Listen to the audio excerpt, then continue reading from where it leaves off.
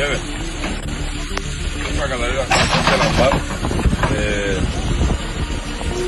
Doğal afetler dolayı zarar gören vatandaşlarımıza geçmiş olsun.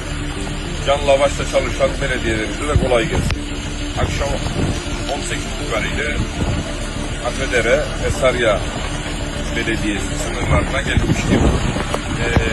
Şu an Nergisli, Aslanköy, İnönü arasında Serdarlı Belediye Başkanı, Beyarmudu Belediye Başkanı ve Sarıya Belediye'miz gücüyle gerekli çalışmaları, öngörülen çalışmaları, herhangi bir su baskınının en az zarar verecek şekilde köprü barajına ulaşması için sürdürüyor.